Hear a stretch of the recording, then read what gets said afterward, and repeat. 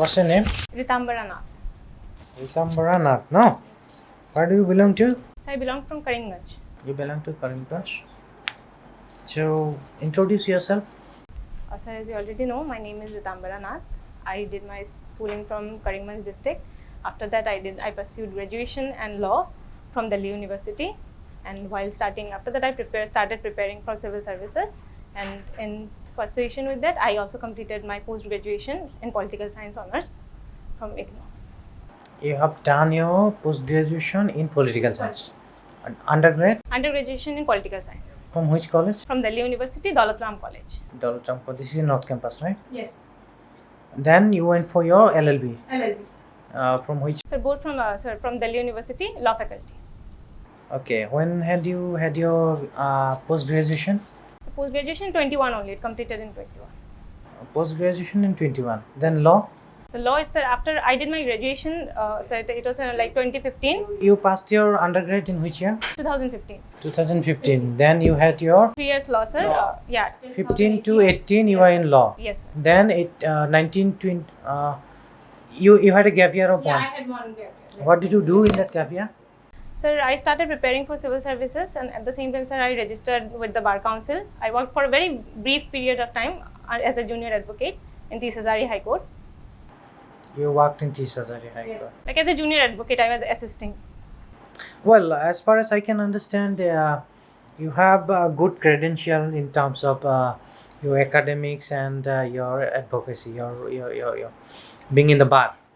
So, what is the need? Why do you feel the need to shift your career from law to civil services? Sir, I don't think so. It will be like a very complete shift, and I don't think I'll be leaving behind my educational qualification and everything. I think the experience that I have gained by studying political science or pursuing law, I think I would be able to apply it in the civil services as well. And sir, considering the way the person I am, and in my short span of time, the way I have known myself, I think, sir, I will be able to work in a greater and a diverse environment, and I think I can contribute my best if I. Well, civil service is something that does not have much to offer to you financially, so to say. Okay, because you will have to work in a mega amount of salary. Yeah, but your career, as I can see, you have started practicing in Tis Hazari Court, which is in Delhi. I see a pretty much promising career ahead.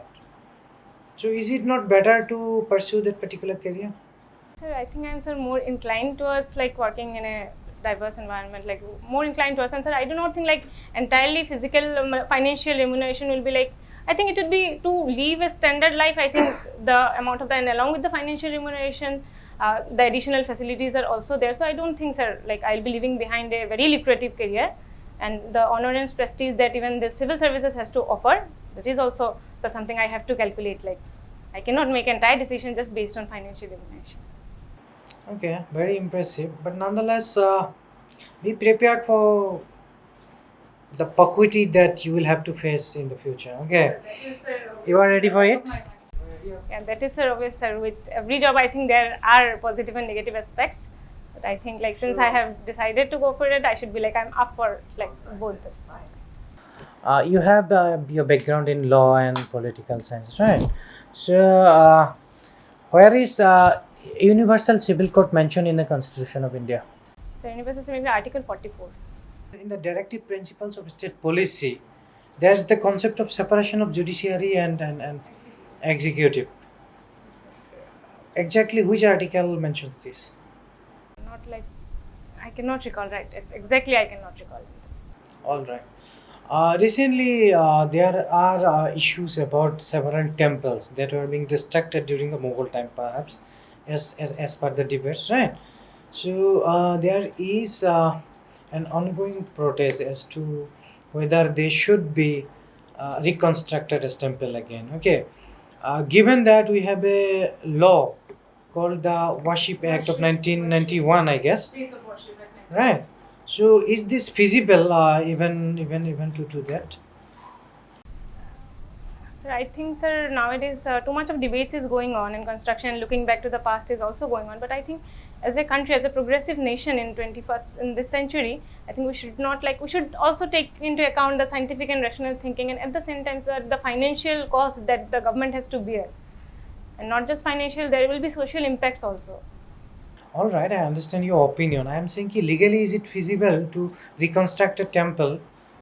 Sir, then again there will be, sir, legal burdens because the petitions and the court. It will be an ongoing fight, sir.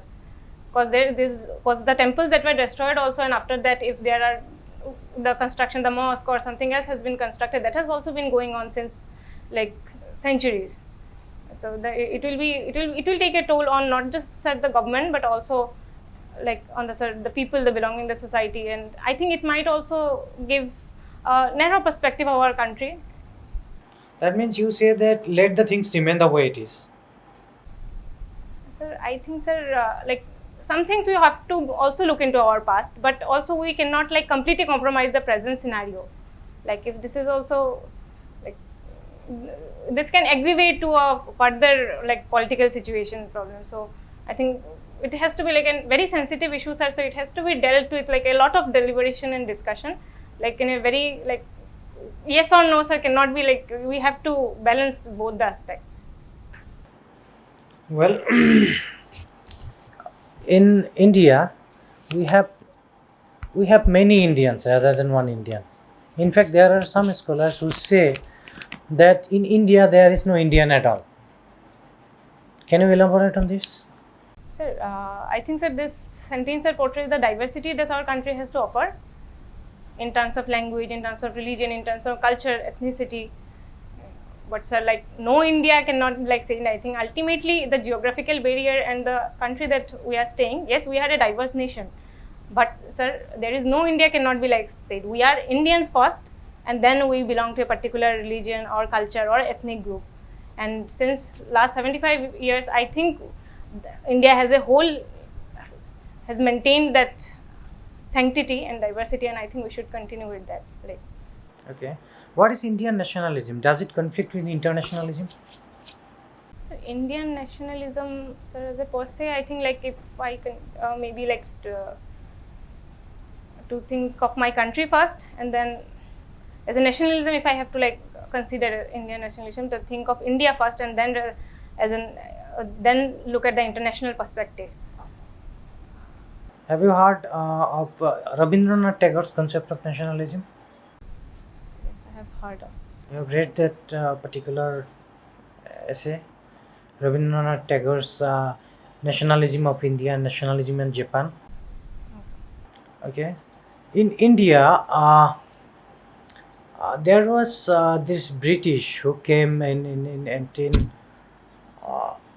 1850s and gave several legal contribution towards our country. Who is the person? I think so. You were talking about Macaulay. Lord Macaulay, right? So who was he? He was a member of Law Commission in the executive, in the Governor General Executive Council. Who was the chairman of drafting commission of Indian Constitution? Sir B.R. Ambedkar, Dr. B. Who was the advisor? I'm not sure, but I think Sir B.N. Rao. What does the preamble of Indian Constitution say? So, we the people of India, having solemnly resolved to constitute India into a into sovereign, social, democratic republic, and to sorry, sir, I cannot like right now. I cannot like. So socialist and sovereign, when these two terms were socialist and secular, these two terms were incorporated later on. In which year? In 42nd Constitution Amendment Act, 1976. Who was the prime minister then? Indira, I think. Which constitutional amendment is known as the mini constitution? 42nd Constitution. Sure. Yes. Fundamental duties were incorporated in which year? So it was also incorporated in the same way, so 42nd. Sure. Yes, sir. Please don't reply something that you don't know. Sure. According to the report of which commission? Right now, I can't recall. Which kind of economy does India follow? Welfare- Capitalist or socialist or which one? Welfareism. We are more inclined towards socialism. Socialist, sure. The ideals we follow socialist ideals. Sure. Is there no private institutions or capitalist organizations? Is there? No, not at all. There is, sir. Then how can you say that you are a socialist? We are more inclined to like welfare, and we have a balance between both, sir, capitalist, and we have a mixed economy. We have a balance between. Okay, this the concept of Indian planning were borrowed from which country? So Russia. Russia. The concept of emergency was borrowed from which constitution? So Germany. The concept of citizenship? Citizenship. I can't. It is said that 70% of Indian constitution is borrowed from the Government of India Act 1935. How far is it true? As a law student or also political science background, how much do you feel it is true? So it is not like, sir, many of the aspects like it was taken since like the government, as we were a nation under British for like a long span of like 2 centuries. So the last, the 1935 Act, the administrative setup was quite taken from 1935. Only the administrative setup. So this particular saying that 70% of Indian constitution is from 1935 is wrong. It is, I can't completely substantiate. Okay, no issues about it. What is Chanakya's view on statecraft? That the king should think of his subjects first. He should uphold the dharma of the king is to take care of his subjects first. And to take care of it, like he has to take all the measures like the dhan ved. What do you understand by the term called dharma? That has been time and again mentioned in ancient Indian texts. Sir, it can be, it's a duty, sir. Okay. ठीक है, thank you, sir. Okay.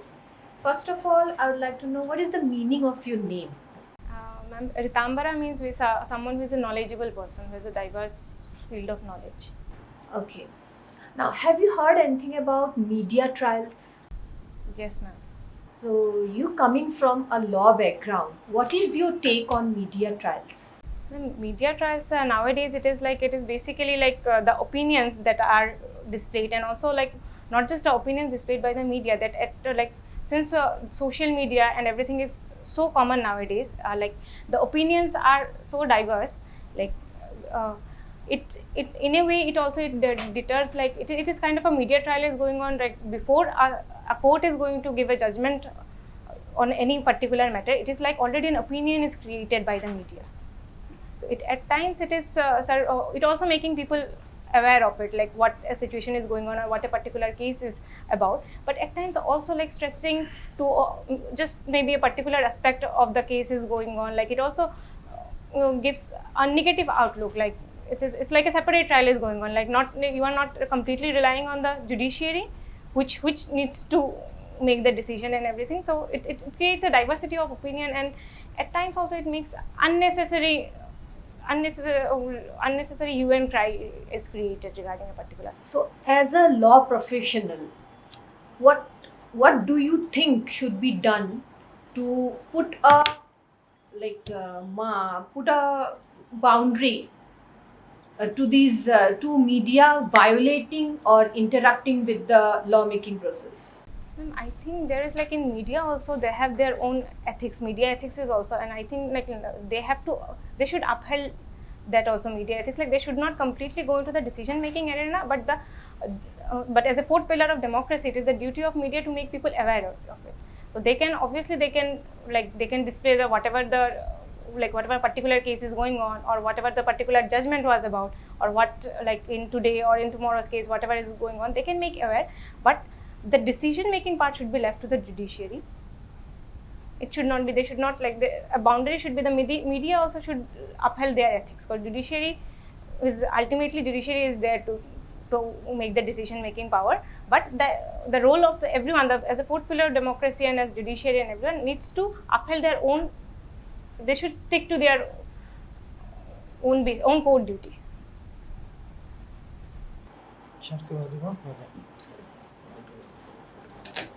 ঠিক আছে, thank you.